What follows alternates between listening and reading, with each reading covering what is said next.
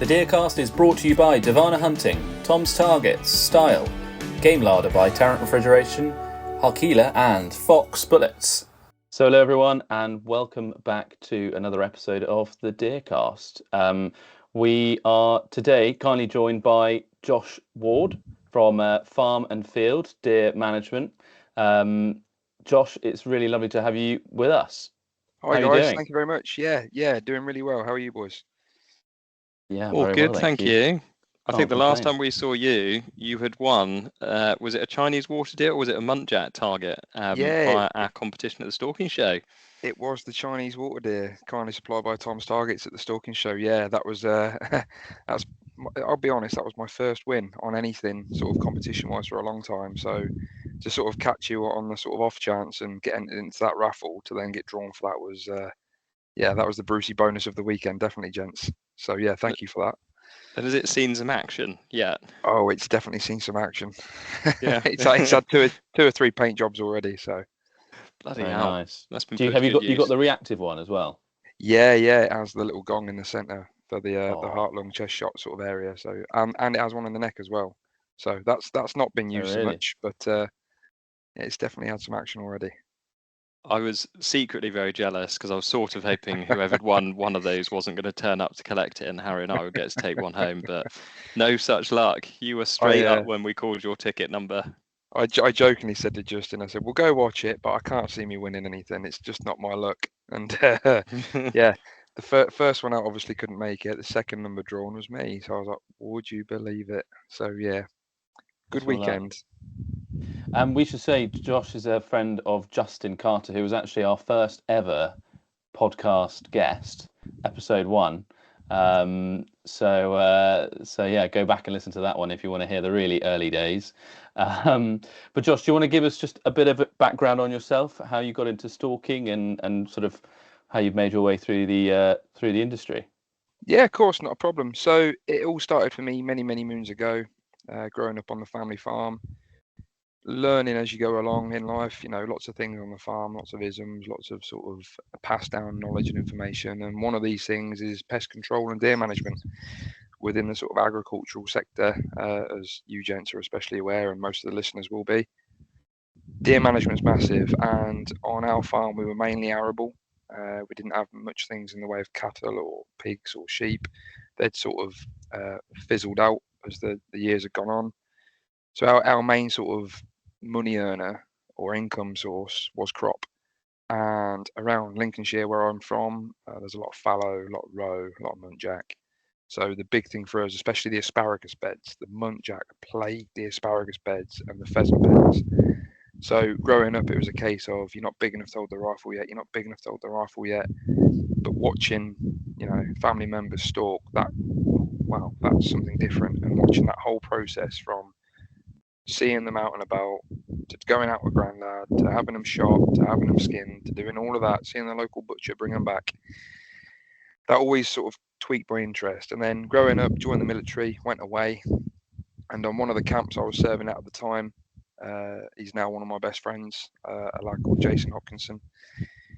He was out stalking one day when I was out running like a lunatic, because that's what people do on a weekend. They run when they don't shoot. And I ran past his field and I see this guy in a field in big smock, rifle on his back, big set of sticks. And I was like, I wonder what he's up to. And I saw him in work and I went and had a chat. And I was like, is there any chance, knowing full well at the time he was quite a scary guy, big northern bloke, 6 foot something, built like a shed. And I thought, he's going to shout and scream at me because, it's that sort of stereotype of, I'm not doing that, it's more stalking. Anyway, I said, look, is there any chance? He said, yeah, sure, I'm going out this Saturday. Be at my house, bright and early, don't be late. So in true military style, I was there 5 minutes early. Very dark. I thought, why has he brought me out here this early? Went up the road, went out, and the stalk culminated in success. We had a young roebuck, probably only about 2-year-old. But it was everything I dreamed of and more. And it was at that moment, I think, was when that addiction struck in, and the whole understanding, the process, everything about it just went, wow, I want in. I want to be part of this. And then for about probably 3-4 months after that, it was every week, Jay, are we going out? Jay, are we going out? Joe were going out. Probably, I don't know, probably 6 months of just following him, learning, watching, rinse and repeat, learning, watching. Poor bloke, if he's listening to this, he's probably still got earache and tinnitus from the amount of questions I asked. But from there, it was a case of, look, you've been out with me enough now. It's time for you to graduate. I shot a few deer with him under his sort of watchful eye. He mentored me through some grollicking. The whole sort of, from the minute you select the animal for culling, it's in, virtually in the food chain. The minute that trigger is released, that's it. Food chain, how to suspend the grollock, how to do it all. So from there, I went away, did my DSC1.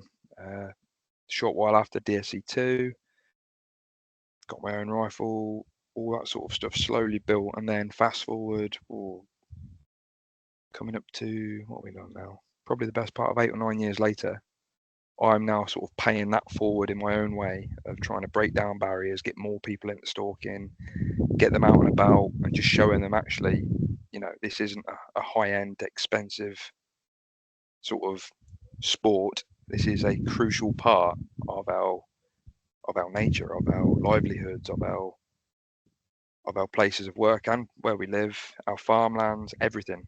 Deer management isn't just sport, it is a massive integral part of our life, and I think that's something that I have definitely learned over the last few years. So that's kind of my zero to hero in 5 minutes, if that's made sense. So when you say sort of paying that back in terms, I'm guessing you're referring to mentorship, and you're sort of inferring there's mentoring you're doing for others now, is there? Yes, very much so. So I'm quite I don't like the word privileged, but I'm in a privileged position now where I've got sufficient ground through stakeholders and individuals where they have a requirement for deer management. I have the ability to manage their deer, but I also have the ability to take people on that perhaps wouldn't necessarily have time to go through what you'd call the usual sort of process. And by that, I mean they don't have the time with family life or anything like that to dedicate the time and the commitment to, deer management like some of us do.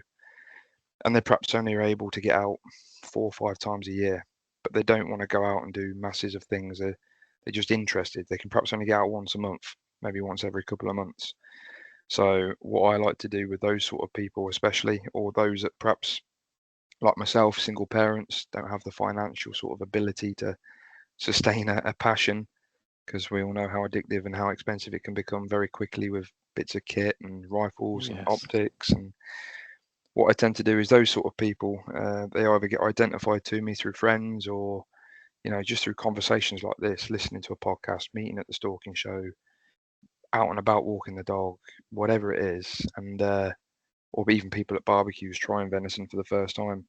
They're the people that I take out. They're the people that I sort of give the experience, that sort of that adrenaline, that rush, that feel of welcome to our world, welcome to what we do. We're not all, bloodthirsty lunatics that run around the countryside with guns. We are ambassadors for wildlife management. We are rural guardians of the woodlands and the crop pastures. And it's that education and experience of come out with us. We might not shoot anything, but you'll have one of the best mornings of your life. You'll see a sunrise that some people will never ever see in their life, or you'll see a sunset that's just beyond incredible, let alone the bird song. You perhaps do a bit of a deer survey while you're out. How many young did we see? How many old did we see? Did we see any different species other than what we set out to see? And by paying that bit forward, by paying that sort of knowledge, experience, time, that input into somebody else, already I'm seeing people. Just recently, I had a really nice message. Hey Josh, it's Ollie. Smashed the DSC1. Thank you very much for all your help. Couldn't have done it without you, sort of sketch. And I then went on to take him into a firearms dealership, got his first rifle, and he's away. That's him. DSC1 qualified. He's on the DDM waiting list, and that's him out stalking. Another one, David. He's another lad that is military. He'd never been out stalking. He come out, took him out for a couple of visits. He was with me when I shot a really nice roebuck a couple of years ago. Fast forward to now, another lad, DSC1, has his rifle. he's on the waiting list. So it's, for me, there's no greater feeling than being able to pay that sort of experience and knowledge on and see somebody rise, like I did all those years ago, from wanting to do it but not having access, not having understanding, not having the ability to, they're now almost like the beginning of their own ladders, the beginning of their own journeys. And for me, that's really wholesome. That's really something. And is that something that you offer through, and I'm going to get the name muddled up here, Farm and Field Venison, in terms of if someone contacts you on Instagram or your website and says, look, I'm interested in some mentoring, is that a sort of service you offer, or is it something literally to those kind of select few that you happen to just stumble upon along your journey? It's to anybody and everybody, really. What I would say is there'll be people out there, and there's people out there in every hobby, every sport, every passion and pastime that sort of want everything they can, and whether they get it or not, that's down to individuals to decide. But for me, you can see, it's quite clear when you meet somebody and talk to them. You can hear passion, you can see passion, you can get that feel they've got that spark. And it's also, if someone's keen and they're showing that commitment, then the mentorship scheme that I sort of do, that's something that we talk about and see if it's right for them. Because ultimately, it's got to be right for the people. Because if they can't commit to it, or they perhaps, that's not the route they want, ultimately that then has a knock on for the management of the deer when we're going out on the ground. Because, in certain areas where I take these people, they perhaps need a certain amount of visits every month in order to keep, the stakeholder happy, the deer count or the deer management numbers at the right level. So, I'd love to be able to say, oh, I offer it to everybody I meet. But unfortunately, I am only me. I am only one man. My time is also precious. I've got 2 young children that I've got to fit in and around work-life balance and everything else. So I'm always open to new people coming on board. I'm always open to, even if just someone just wants to come out for a stalk and they go, can we come out and watch? I just want to come out and learn. It's like, absolutely. Like, a morning shared is fantastic for me, because guess what? They're getting the deer drag. So Yeah. it's no, yeah, absolutely open to anybody and everybody. And all they've got to do is drop me a line on Instagram and we can talk and move forward from there. It's something our industry is crying out for, and I know Basque set up their mentoring scheme, but whether and I haven't used it either from a being a mentee or a mentor, if that's the right phrase, but the number of requests that we get through the Deercast or kind of individually, people saying, can we come out with you, can we come out, and the sad reality is 9 times out of 10 we have to say no, because probably similar to you, we just don't have the time. But the Basque scheme doesn't seem to have lessened that the number of requests we were getting. I sort of thought actually the Basque scheme was a really, really good idea, and it would kind of cater to all those individuals. But there's clearly either a huge demand out there for it and the Basque scheme can't keep up with it, or for whatever reason the Basque scheme isn't what people hoped it would be. I think that's probably a product of our own success, in the sense that in the last sort of 2 or 3 years, like for instance, you mentioned Justin earlier. I know he mentors people. I know Jay mentors people. I think the big thing we're getting right at the minute, and the tide is turning, is the education piece. And like I alluded to earlier, in years gone by, people saw deer stalkers as, those horrible people with big guns in the forest. Well, actually, we're now getting that message across that this needs to happen. Deer numbers are at an all-time high. The management needs to take place. And I think now we're getting that message of management is crucial and key across in the correct ways. I think more people are learning about it and they're wanting to get involved. And I think that's probably where we're seeing that rise in people wanting to be mentored, wanting to be taught.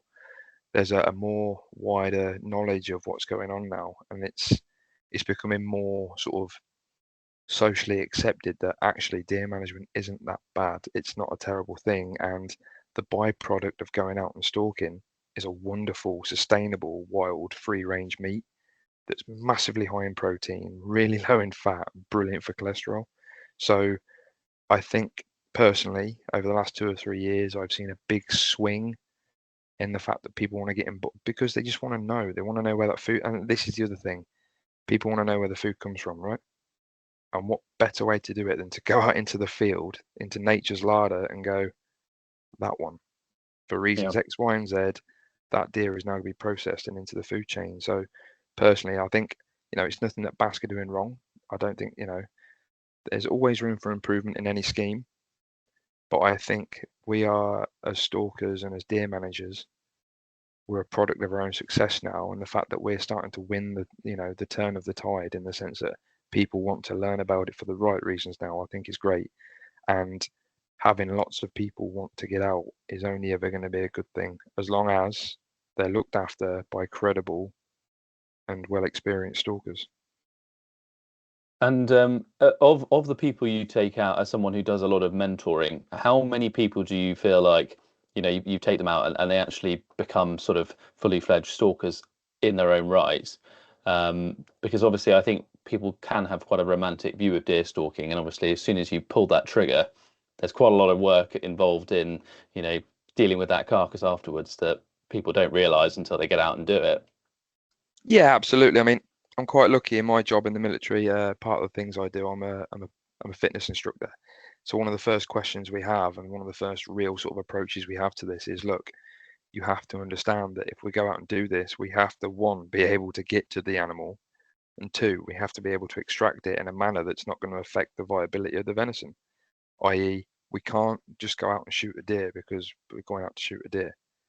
We're going out to manage the population and make sure that whatever happens, that venison then gets turned into food. It gets turned into, the meat that we all want to put in our fridge and freezer. So from that conversation, and it always, for me, it always starts with a brew. It always starts with a sit down chat, brew, right? Before we go out, a couple of questions. Would you class yourself as fit to stalk? Can you, carry a small load on your back, or a drag, or a sled? Have you got four-wheel drive? And as long as they've sort of got the access to get in and out, I'd probably say out of the mentors and the sort of the mentorees, pardon,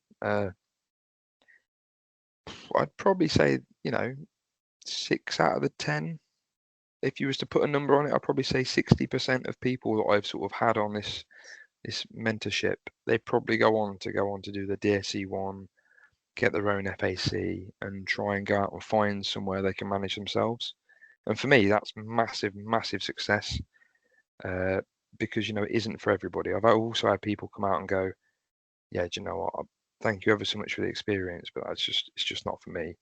I can shoot them, but I can't grollock them because I'm squeamish, or I can go out in the minute, and you used the word earlier, romantic, and it is just that. They go out on a beautiful summer's morning, mid to late July, the rut's just starting to kick in. They see the roebucks chasing around in their lovely chestnut colour coats, and they just go, oh, I can't do this. I can't pull that trigger. Or it gets to the doe season, and they've got kids at foot, November, December, and you're trying to make the management decision of, right, that's the doe we're going to take. And just go, do you know what? I don't mind standing behind you and watching, but I can't do it. So for those that go on and to make their first successful cull, I'd probably say most of them go on to be successful stalkers in their own right. So yeah, alluding back to your question, Harry, the long way around, I'd probably say a good 60 to 70% from starting that journey to being what you'd call a fully fledged individual stalker. And in the military, what you obviously alluded to, and the Defence Deer Management organization, I guess. Yeah. If you were that person, you've been out, you've been mentored perhaps by someone like yourself. What's the process like to get into something like that? So yeah, like you say, in the military we have something called the Defence Deer Management Organisation, the DDM. That's a bunch of like-minded individuals that are all highly competent and professional deer managers. The entry, sort of getting into that, it's nothing crazy. It's nothing too technical. As long as you've got your DSC1 and you're a firearms holder, you go onto the military sort of, because you have to be serving military to join. You go through the right channels within the military on the usual routes where you find certain organisations. You just apply to join. There's enough people out there in it already that if you're in the shooting mindset, you'll probably know somebody who's in. And if not, the biggest thing I say to any listening soldiers is just speak to your chain of command, and they'll get you in touch, or reach out and talk to me. I'm quite happy putting people in touch with the people in the right areas for them to look to apply. And if I should say, because we're delving into an area that Josh probably feels slightly uncomfortable, or may feel slightly uncomfortable talking about, because I suspect there'll be questions we'll ask, and they might be highly confidential, and we don't want to get you in trouble, Josh. So if we do get too close to the line, then say. But and this is going to sound like a really silly question. I presume if you're in defence deer management, you're a serving military person, you use your own deer stalking rifle, not one that's provided to you by the military, by defence deer management. I'm not insinuating people go out there and use machine guns or tanks to do it, but I'm guessing it is your own rifle, as it were. Yeah, absolutely, and that's like I say about the joining criteria. The reason being that they want people to join and just be able to go out and be self-sufficient, like like a forest. Think of it as like a forestry syndicate, but for the military, and that's what it is. The military needs to provide. We provide a service to the military where we manage the defence estate for deer management, and it's no different to a team of stalkers that manage the Forestry Commission's land in Savernake, for instance. So we have our own rifles, our own kit, our own insurance, etc. And it is just on military land, so there aren't any sort of ancillary bits nearby that you might go and act as sort of contractors on, or anything like that. No. It's literally just No. looking after the military estate. Yeah, if you're a DDM deer manager, then you're purely sort of subject to military land. And I presume within DDM there must be sort of some sort of hierarchy or committee that sort of runs it all. As in, if you become a member of DDM, you're not just then going out shooting deer on the estate, defence estate, and unanswerable to anyone. I presume there must be, again, being military, some sort of chain of command within all of that. Must be quite regulated. Yeah, absolutely, and it's because we're a very, we hold ourselves to the highest standard because ultimately the animals deserve that. So there is a committee, there is, an AGM every year. It is a very, very well structured, well run organisation, and when you're dealing with hundreds of members, you have to be. So. And in terms of what happens to the carcasses at the end, is there a set way in which DDM deals with that, or is it sort of individual basis? Can't speak for everybody because obviously I am me. All my carcasses come home for personal consumption. Yeah, that's an amazing opportunity, really, isn't it? As in, absolutely.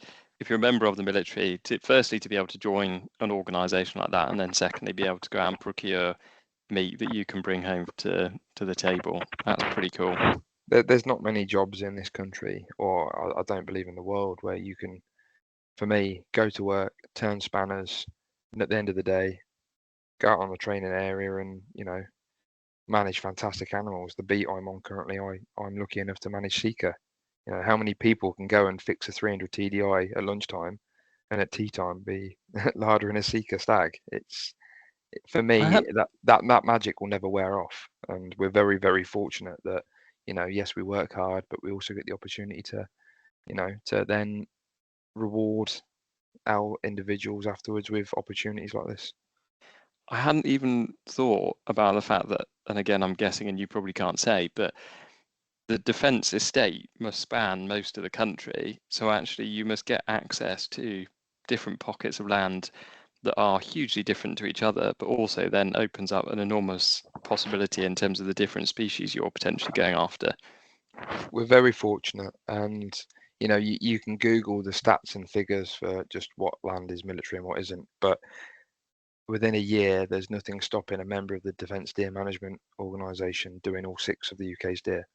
It's from the top of Scotland to the bottom of the southwest of England and everywhere in between.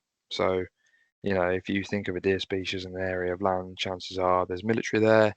It's not just military as well. There are lots of other organisations. But yeah, we're very fortunate, and to have that privilege of being able to stalk all 6 species of deer is beyond exciting. And yeah, we're very, very fortunate. Pretty cool. It's a big selling point actually for the army. I've never seen it on any of the advertising, but you should do some.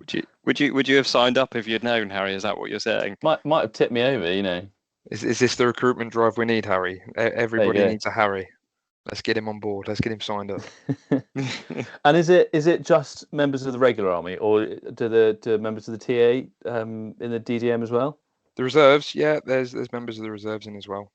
Look at him, he's filling out his application form as we speak now. I He's know. like, oh, he's seen a sneaky way in to gain a load of stalking land I and do all know. 6 in 1 year. He's like, I'll sign up as TA, never turn up. It'll be fine. You've got to do your 28 days a year, haven't you? You know, be worth it. Amazing. And again, I'm assuming if you're a regular, as in you're a serving soldier, you're part of defence tier management. The defence tier management doesn't become part of your day job, as it were. As in, as you were saying, you still have your regular duties and your kind of job, as it were, and then defence tier management sits outside of that.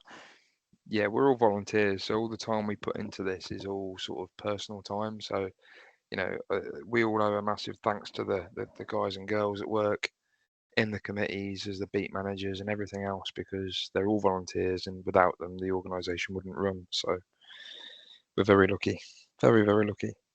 Mm. Now, again, this is probably a question you can't answer, but through work, I ended up on a bit of military land. I'm not really allowed to say why, but the instructions we were given like really precise grid coordinates where we could and couldn't go. And one of them, because there was I think they referred to it as like a training minefield. Okay. So like just don't go into quadrant whatever it was. I'm guessing across the defence deer management estate, when you are out doing deer stalking, there must be some sort of coordination to make sure that you don't go into areas where there might be troops doing all sorts of manoeuvres or etc. Every range needs to be safe, right? Whether it be private land, you liaise with the farmer and check nobody's out there. If it's forestry commission land, you try and get out before the first dog walkers. You know, we have every military range, there's a range operative team.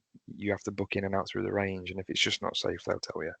So, you know, we all look after each other in the Green family. I just had visions of you turning up somewhere at like 5 a.m. to go out stalking, scanning around with your thermal, and suddenly realizing you're in a field full of soldiers that had camped out overnight, and there was a tank coming down the track towards you or something. There you go. It definitely changed extraction, wouldn't it? Yeah, like I said, it might make it easier. You never know. And sorry, speaking of kits, is there any sort of different approach to the sort of stuff that you need to bring with you if you're doing DDM work, or is it much the same as anything else? It's stalking ultimately. As long as I wouldn't necessarily say it's a DDM thing, it's just a general sort of approach. You know yourself if the land you can drive out to it or not. You know yourself if it's hilly or if it's flat. You know yourself if it's warm. You know, do I need water? Do I need my row sack? Do I need a drag? Do I need a sled? Can I park here? Can I park there? Is it accessible to the public? So, you know, if I leave anything in the car, is it at risk of a break-in? There's always questions you ask yourself every time you leave the house. For me, anyway. You know, if it's going to be hot, do I need to take a cool box? Do I need to take bags of ice to keep the carcass at a certain temperature before I get it back to the larder?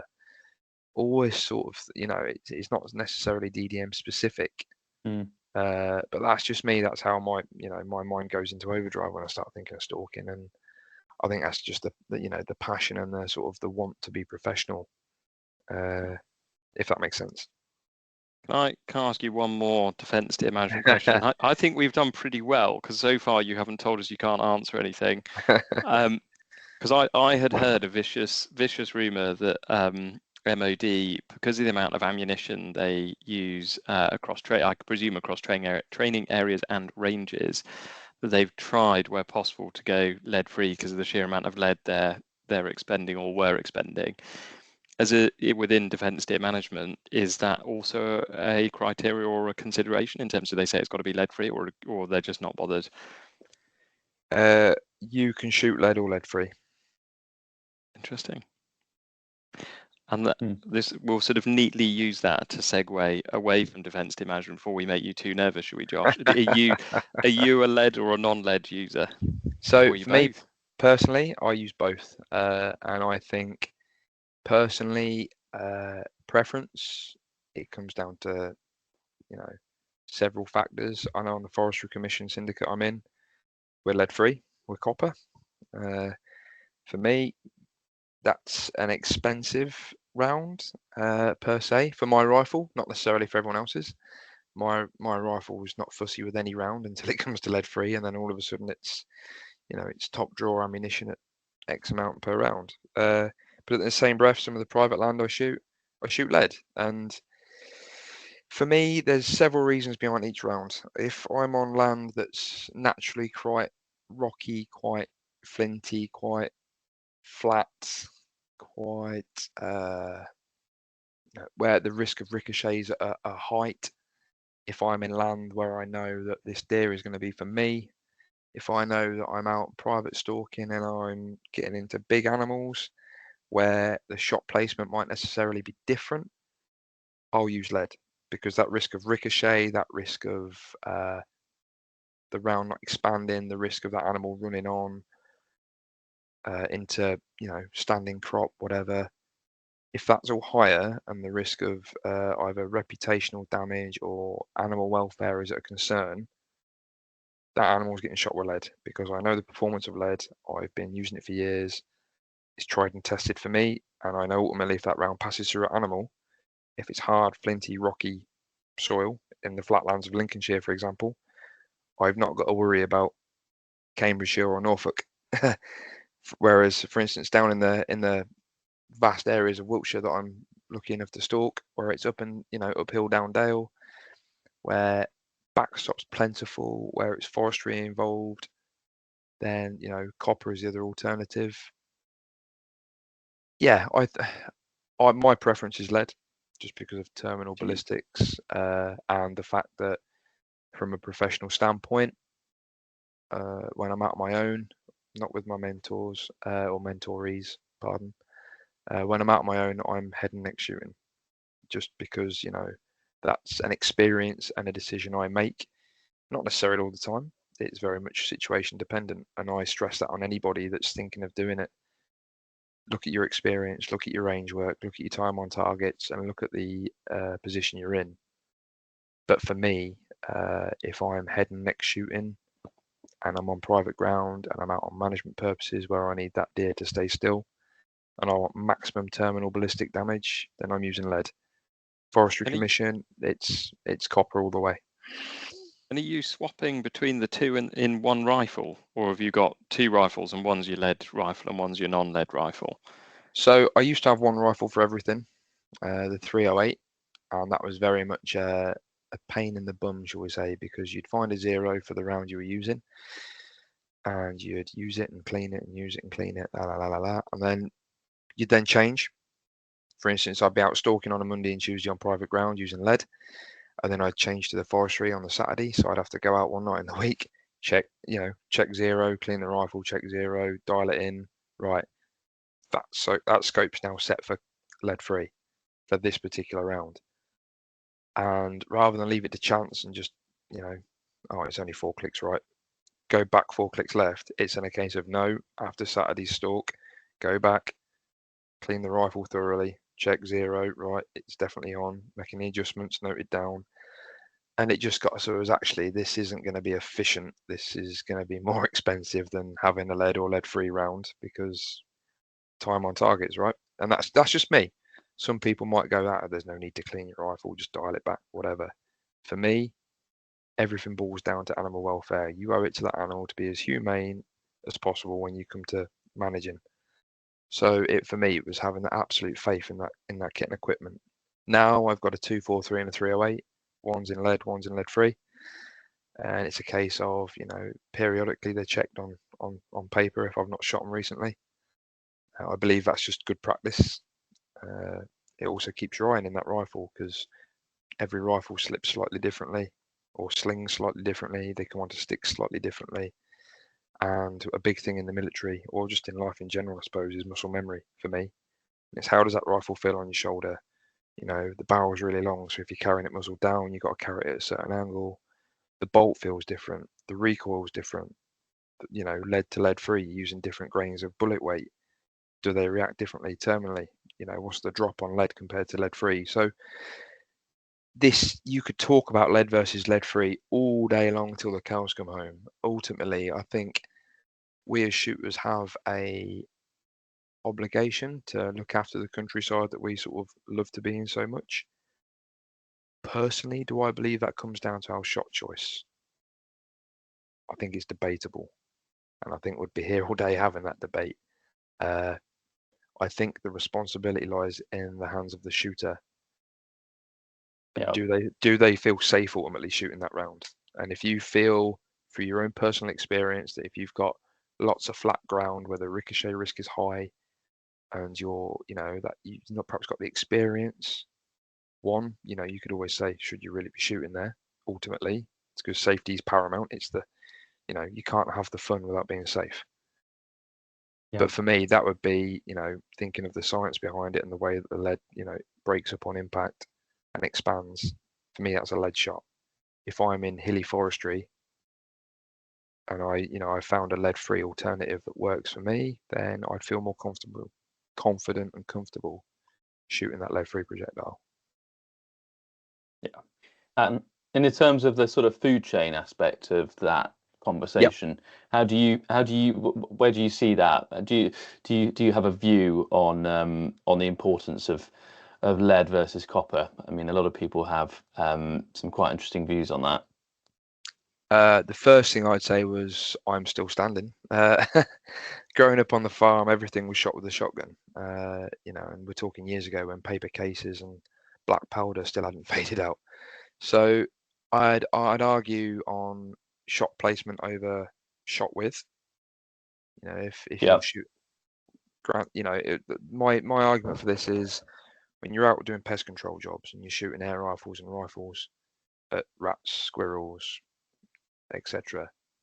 Rabbits more so than anything. We're shooting the head, because if we're shooting the body, we ruin the body. We can't eat the body. With deer, I think shot placement's massive, but I also think it comes down as well to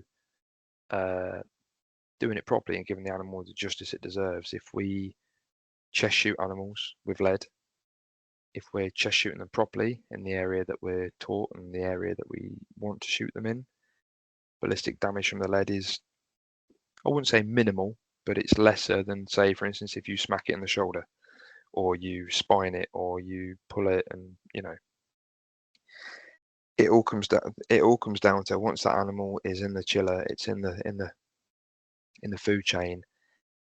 When we skin that animal off, when we primal it down, when we're going through the loin, the shoulder, whatever it is, the brisket, whatever part of that animal with the haunch you're looking at, it's having that ability to just check it over while we're doing it. Does it look like it's bruised? Does it look like it's cut to bits? Does it look like it's smashed? If it does, then should it really be going into that food chain? Well, if it's for private consumption, that's down to you to make that individual sort of choice.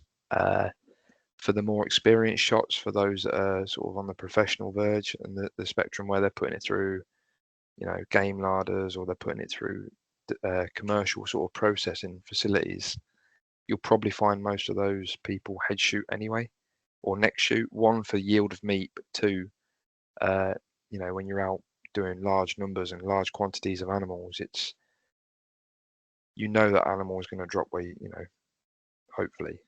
There's no guarantee in life of anything. Yeah.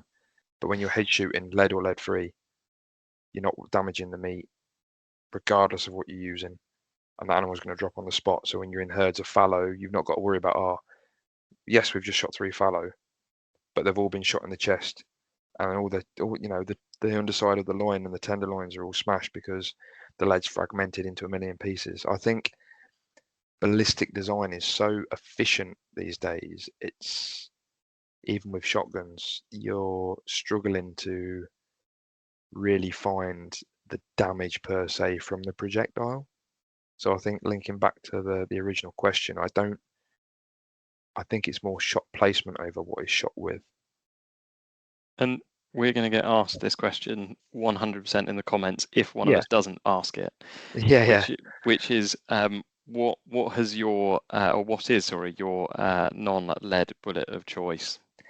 So funny you ask this, because just recently we had our symposium in AGM, and there was a supplier there. So my normal lead bullet of choice through my 308 and now my 243 is the Federal PowerShock.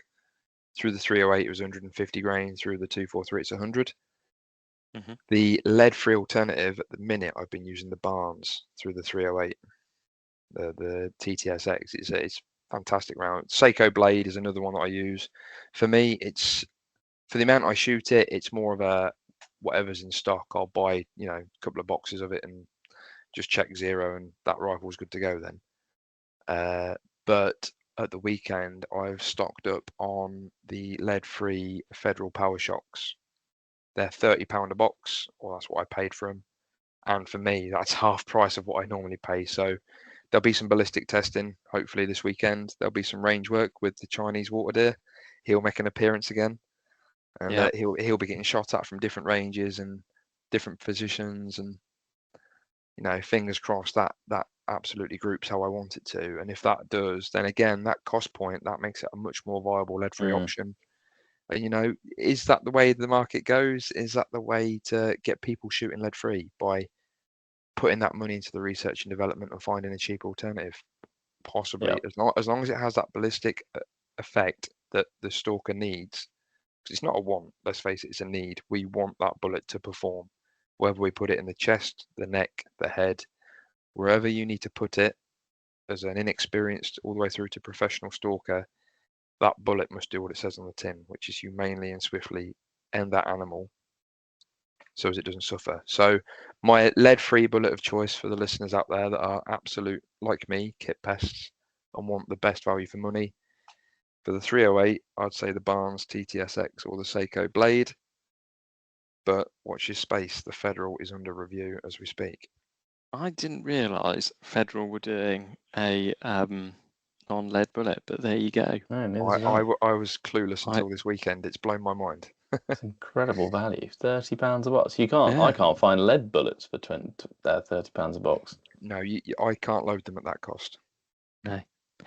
I've also led us into a very dangerous place, because we're now talking about kit, and that probably leads us into very nicely into Bobby's Bits, which Harry, should I explain Bobby's Bits for the listeners, or are we just assuming that how many years in everyone knows what Bobby's Bits is now? I think let's gloss over it. We've done it 33 times now, so I think we can. Yeah, we can accept everyone knows what it is. So, Josh, for Bobby's Bits, you have two answers you need to give us. The first one is your bit of kit that you can't live without from a deer stalking perspective, and the second one is, what bit of kit are you hankering after? What bit of kit would you like to win in next year's competition?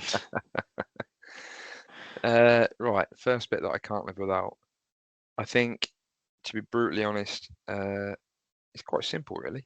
If you skin it all back, everybody spends thousands and thousands and thousands and thousands of pounds on kit, and some people like me spend pennies because they're tight and can't afford it. But no, I think the best bit of kit I have, and the bit that I wouldn't be without, is a decent pair of boots. Because let's face it, whether you're on a quad bike, in a car, walking, whatever it is you're doing, as stalkers, you're out there doing the mileage, and you've got to be on your feet, so you've got to be comfortable. So a decent pair of socks and some decent boots, I think, is, you know, yes, you could say you've got to have the right glass and the right rifle, but you wouldn't be out stalking if you didn't already have that.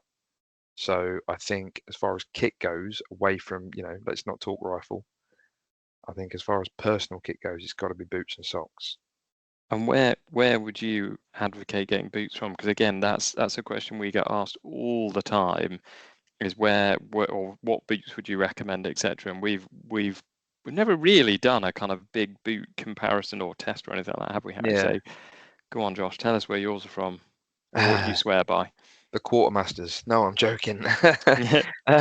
No, so for me, I've stalked in all sorts. In the height of summer, when all the grass is cut and I'm out in the little private bit that I've got in Foxham, I've stalked in running shoes before, in trainers. They're quiet, it's dry, you know, they've got a bit of give on the sole, they're foam, they don't crunch, and you know, they're not a stiff sole.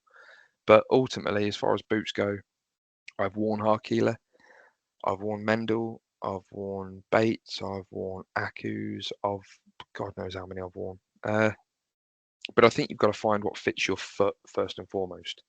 Find a boot that, if you're quite a broad foot, that has got quite a broad toe, it fits your, because if you're walking around in boots that are too loose, you're going to get blisters, you're not going to be comfortable, they're going to wear irregularly, which probably means they're going to be prone to splitting, they're prone to damage.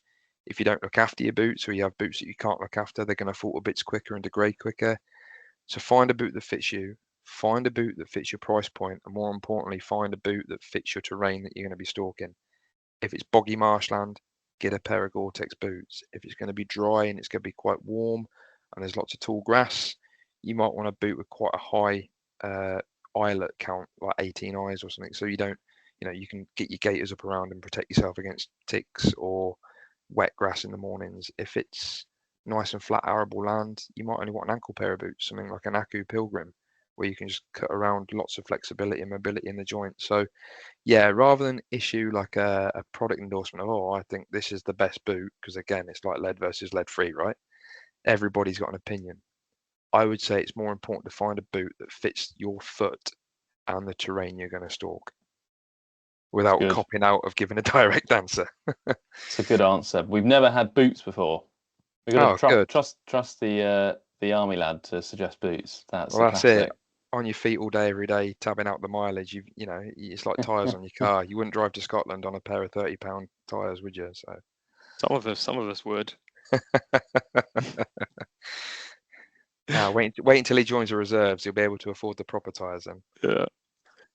So go on then, Josh. With drum roll, what is the piece of kit you're hankering after?